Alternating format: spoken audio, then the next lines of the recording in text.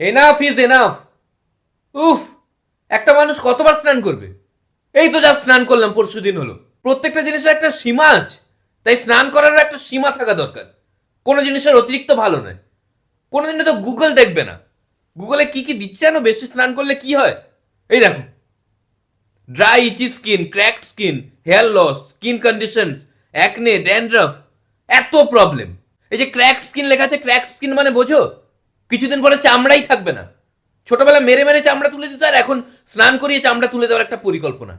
শীতকালে তো স্নান করতেই নেই, একদিন ছেড়ে ছেড়ে স্নান করার কথা ভাবা উচিত।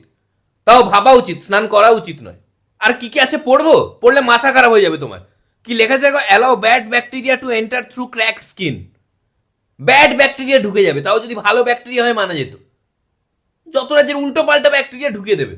ইন্টারনেটে পরিষ্কার লেখা আছে যে বেশি স্নান করলে স্কিনের প্রবলেম চলে আসে। আর আমার কাছে স্কিনটা অনেক বড় ব্যাপার।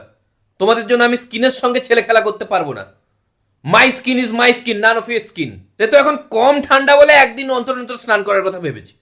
একটু বেশি ঠান্ডা হলে তো অনির্দিষ্টকালের জন্য স্নান বন্ধ করে দেওয়ার একটা পরিকল্পনা আছে আমার। এটা কি লেখা আছে জানো? Reduce the ability of the immune system to do it's job. আমার ইমিউনিটি কমিয়ে দেবে তুমি? এ কি ধরনের অসভ্যতামি!